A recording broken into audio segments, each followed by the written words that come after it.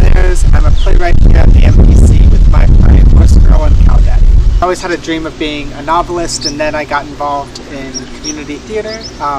Did a lot of theater in the park every summer from when I was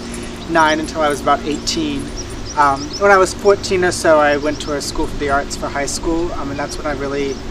learned that playwriting was sort of a thing people did, that it was like a job and like a way of working through the world. So yeah, the more I got involved in theater,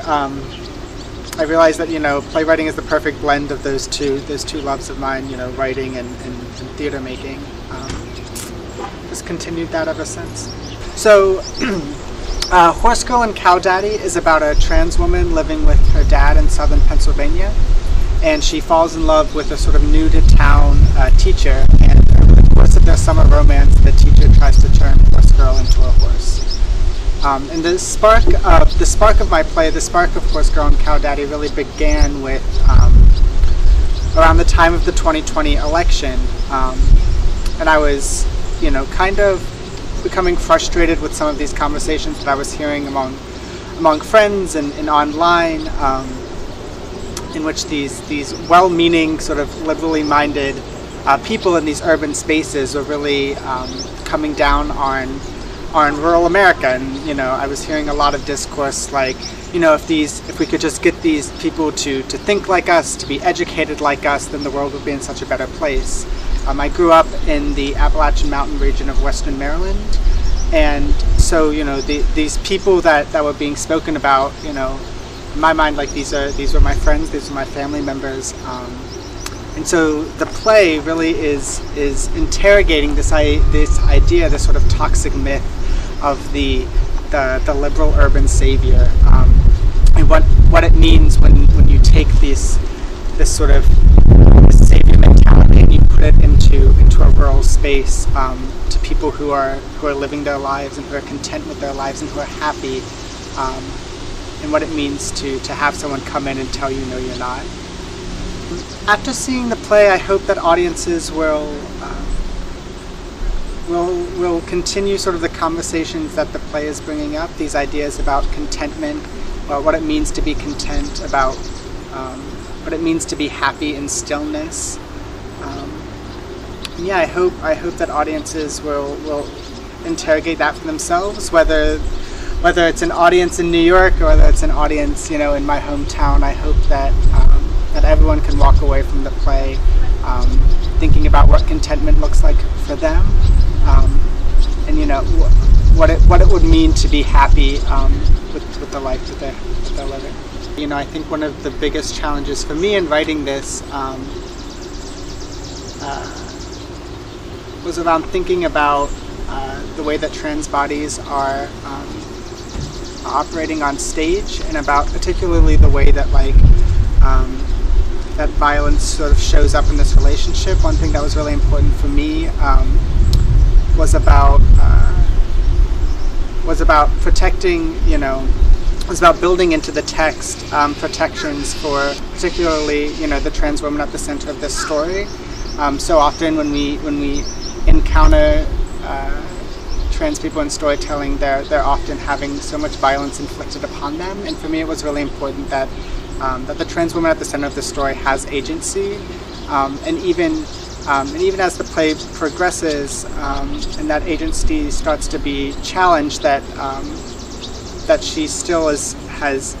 in power and still has control. That was important for me, not only for the character but for the actor playing as well. When I write, I think about what I'm asking an actor to do a lot of the time, and I never want to put an actor in a position where they'll be unsafe.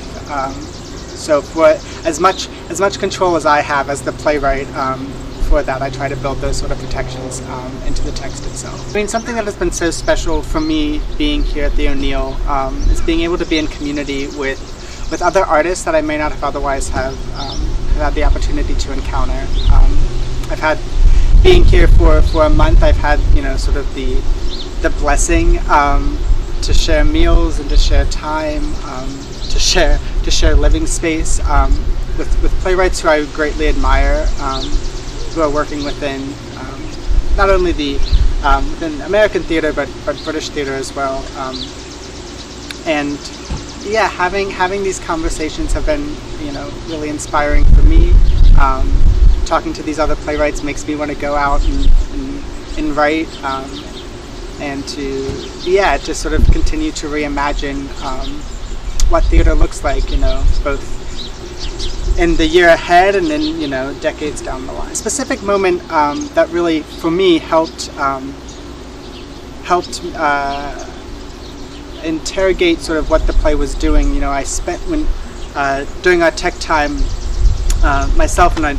director, dramaturg, sound designer, we all really were looking at sort of the way that sound is functioning as a metaphorical motif throughout the play, and just having the chance to just spend those couple of hours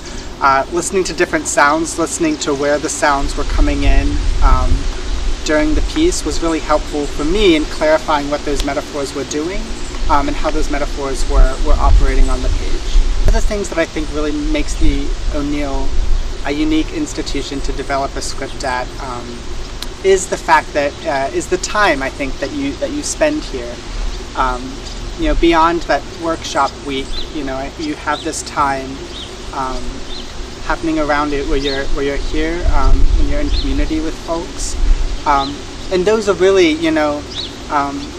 some of the best conversations happen outside of the rehearsal room, that can really expand your mind and open up possibilities for theatricality that you might not have otherwise encountered. And so I think being here at the O'Neill and being in this sort of, you know, this bubble of creative expression, I think is what really helps set the O'Neill apart from other places.